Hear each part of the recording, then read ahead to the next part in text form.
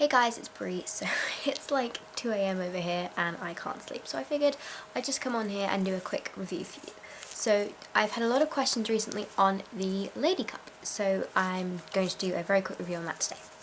So this is the pouch the Lady Cup company give you, and they give their little tabs on the side here, so you just pull it to tighten it, and obviously you have to knot this one, it doesn't just pull from both sides, and it's really simple to open. And also this is the cute little pouch they gave me, kind of crinkly.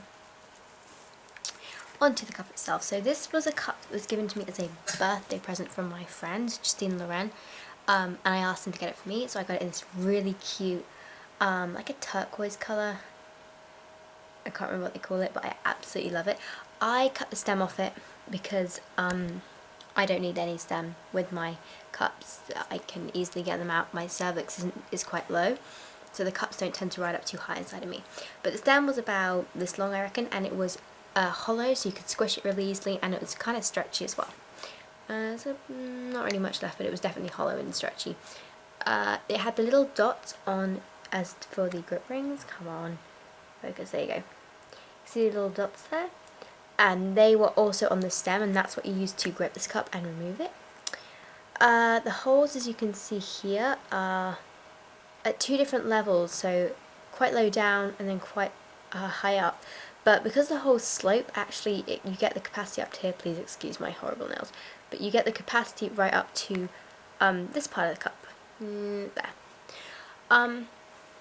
This is probably one of the lowest capacity cups I found. I think this one can hold, maybe not that, about 11 mil I think they say this one can hold. However, I find that because if you look at when you do the test with the champagne flute and the liquid, you see that nothing leaks out the hole, so I can actually probably fill it right up to the rim. I reckon the rim is actually the full capacity of a cup, but you might want to remove it a little bit sooner with this cup just to experiment and see, because it's not always the case. The really interesting thing about this cup is that it's firmer towards the rim than it is down here. You can kind of see it gets darker at the top as well, but certainly from this section up it's a lot more firm than down here. This bit's quite soft, which makes it easier to grip here, but really pops open easily.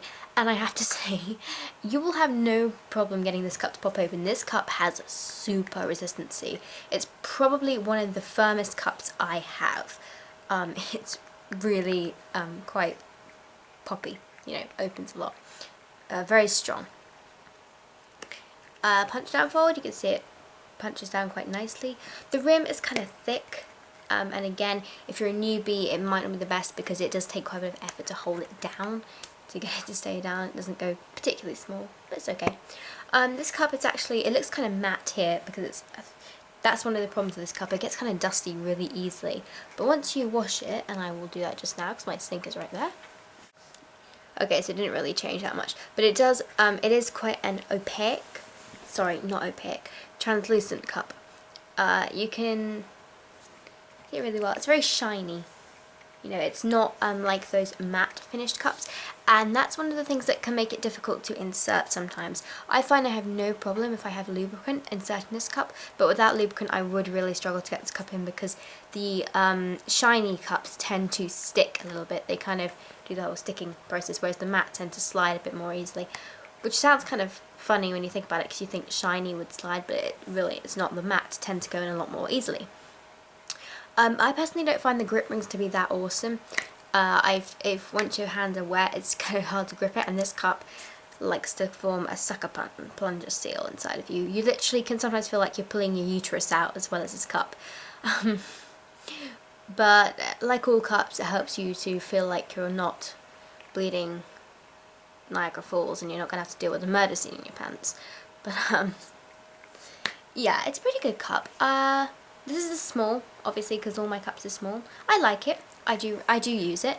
It's my cup I go to when I'm like, can't bother to deal with anything having to mishap and open and all that. So I will put it in. However, I don't tend to put in my firmer cups when I'm cramping, and as I've been cramping a lot recently, I haven't really used this cup a lot. And plus I have like 11 other cups, so I have quite a bit of a choice. But this is definitely a good cup.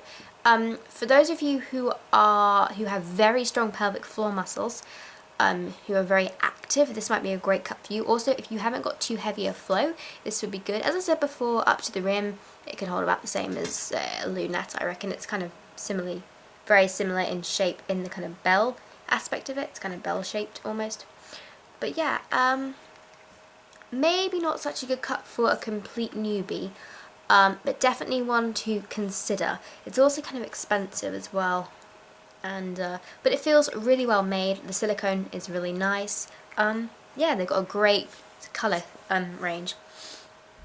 So if you have super strong pelvic floor muscles, if you don't have too heavy a flow and you just want a cut that's without fault going to open, this is definitely one you should consider. So thanks for watching guys, please subscribe and I will talk to you later. Bye bye.